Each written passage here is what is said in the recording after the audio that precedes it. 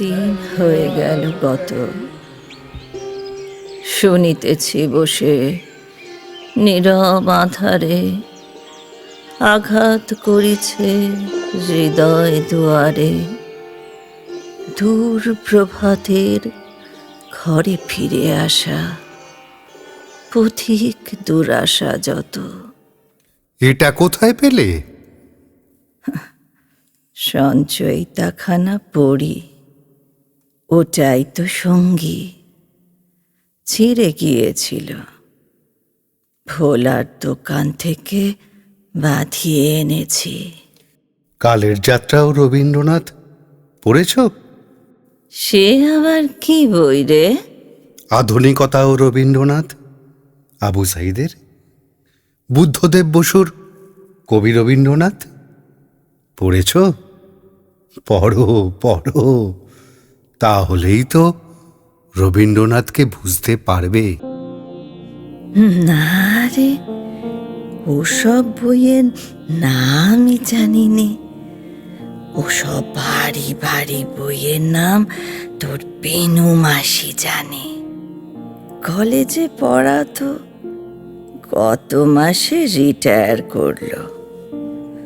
আমার শুধু রবি ঠাকুর পড়ি দিন চলে যায়। রবি ঠাকুরের উপর অন্যের লেখা, সেসব আর কি বুঝবো বল? আপন মনে রবি ঠাকুরই পড়ি, নিজের মন দিয়ে যা বোঝার বুঝি। এই যে রে, আমরা বারান্দাতে বসে আছি, সন্ধ্যা নামছে। চারপাশে গাছেদের একটা গা এলিয়ে দেওয়া শাখায় পাখিদের শেষ আড্ডা। দূরে হইছে রে ওই মাঠ। হিসাব নিয়েই তো রবি ঠাকুর। কিরকম জানিস তো খোকা? বইল বাতাস পাল তবু না চোটে, ঘাটের শানে নৌকো মাথা খোটে। কি রে, হা করে চেয়ে আছিস কেন রে খোকা? এটা আবার কার লেখা? কেন? রবি ঠাকুরের। স্ফুলিঙ্গ নামের একটা বই আছে না ওর? তোর বেনু মাসি দিয়েছিল আমাদের বিয়েতে। আমার জীবনটা হলো 4টে লাইন, বুঝলি? যা, ছুটে যা, ওই মাঠটা পেরিয়ে ওই ঘাটটায় যা। দেখবি এরকম কিছু নৌকো আছে যারা ঘাটের সঙ্গে গা লাগিয়ে মাথা ঢুকেই যাচ্ছে। তোমার কাছে রবীন্দ্রনাথ মানে এতটা সহজ, এতটা সরল? সে তোদের কাছে বিরাট মানুষ, বিশ্বকবি। সারা দেশের লোক কত মান্যি গণ্যি করে। কিন্তু আমার কাছে উনি গুরুদেব। ওরও তো আমার মতোই মলিন অবস্থা হয়েছিল। একের পর এক মৃত্যুর আঘাত পেতে পেতে উনিও তো নিঃস্ব হয়ে গিয়েছিলেন আমারই মতন। না হলে কি কেউ বলতে পারে? এই কথা সদা শুনি, গেছে চলে গেছে চলে, তবু রাখি বলে সে কথাটা মিথ্যা। তাই তুমি রবীন্দ্রনাথকে এতটা কি করে জানলে? কখন পড়লে তাকে? রবি ঠাকুরকে পড়তে হয় না খোকা। প্রেম কি কখনো কেউ পড়াশোনা করে? রবি ঠাকুর কি আমাকে কখনো পড়েছেন? তাহলে আমাকে উনি জানলেন কিভাবে? আর তোর কি মনে হয় না নারীদের সব চাইতে ভালো বুঝতেন রবি ঠাকুর? তা না হলে কি আর লাবণ্যর মতো অমন চরিত্র সৃষ্টি করা যায়? ওই সময়কালে দাঁড়িয়ে অমিতর মতো পুরুষকে কি ডিগনিফাইড রিজেকশন দেখাতে পেরেছিলেন। গোটা পৃথিবীতে তখন সাহিত্যের স্বর্ণযুগ, কিন্তু আর কেউ কোথাও নারী মনের স্বাধীন চিন্তা নিয়ে ভাবতে পেরেছিলেন? সম্পূর্ণটা মেনে নেওয়া কঠিন পিসি। নিজের কন্যা মাধুরীলতা, যাকে উনি পাগলের মতন ভালোবাসতেন, তাকে 13 বছর বয়সে বিয়ে দিতে বাধ্য হলেন কেন? তাও আবার শরৎ কুমারের মতো অসম মানের পাত্রের সঙ্গে, যার ধার ভার কোনোটাই ঠাকুর পরিবারের কাছাকাছি আসে না।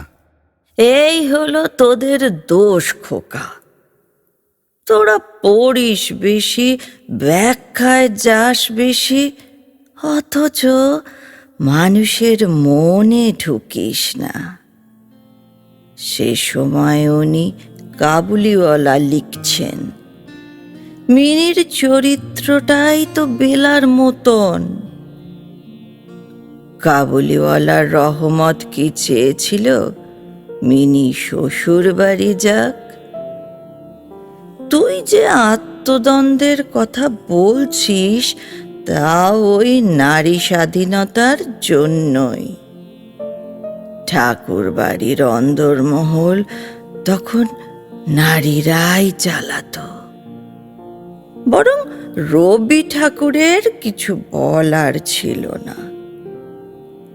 তাই তো উনি ওই 1901 সালে লিখছেন, সুধায় সবাই হতবাক্য বলে, মাথা কোথায় রাখবি মারে, হঠাৎ সন্ধ্যা হলে।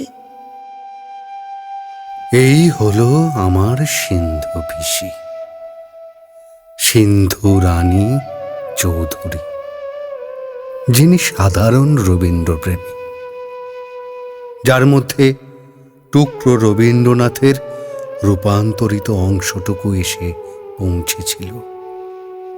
এই সিন্ধু পিসিকে হয়তো ভালোবেসেছিল কেউ। এখন যেটা একলা বারান্দা হয়ে আছে, সন্ধ্যার পর সন্ধ্যা একলা বসে থাকেন এই বারান্দায় রবি ঠাকুর নিয়ে। আমার তোমার রবীন্দ্রনাথ পড়াটা আলাদা। আমরা প্রচারের লোভে কেউ কেউ রবীন্দ্রনাথ পড়ি। সিন্ধু পিসিদের তো কোনো প্রচারের দরকার নেই। বিরাট জ্যোতিষ্ক রবীন্দ্রনাথ, তার যে সূক্ষ্ম সূক্ষ্ম রশ্মি ছড়িয়ে দিয়ে গিয়েছেন, সে বিকিরণ এসে পৌঁছচ্ছে অজানা অচেনা সিন্ধু পিসির কাছে। বেঁচে উঠেছে রবীন্দ্রনাথের কোনো একটি অস্তিত্ব খণ্ড। তার আন্দাজ আমরা এখনো পাই না, কারণ আমরা সিন্ধু পিসিদের জানি না। সিন্ধু পিসিদের মনের মধ্যে রবীন্দ্রনাথের মনের ভিতরকার উপাদান রূপান্তরিত হয়ে চলেছে। আমরা আমাদের দম্ভ ছেড়ে, অহমিকা ছেড়ে, সেই মানুষগুলির মনের ভিতরে ঢুকে যদি আলোর সন্ধান করতাম, তবে হয়তো মুক্তি পেতাম রবীন্দ্রনাথের মতো এ বিশাল মহাকাশে। দেখতাম চূর্ণির তীরে, ওই দূরে দূরে স্পষ্ট তারা ফুটে উঠেছে। ওই ওই তো অনন্ত, ওই তো মহাবিশ্ব। ওই মহাবিশ্বে কোনো মন আছে জানি না গো পিসি, তবে এটুকু বলে দিতে পারি, রবীন্দ্রনাথের দেহ মনের সুদূর পারে আমরা হারিয়ে ফেলি আপনারে গানের সুরে। গলা ছেড়ে বড্ড গাইতে ইচ্ছে করছে গো পিসি। এই আকাশে আমার মুক্তি আলোয় আলোয়, আমার মুক্তি আলোয়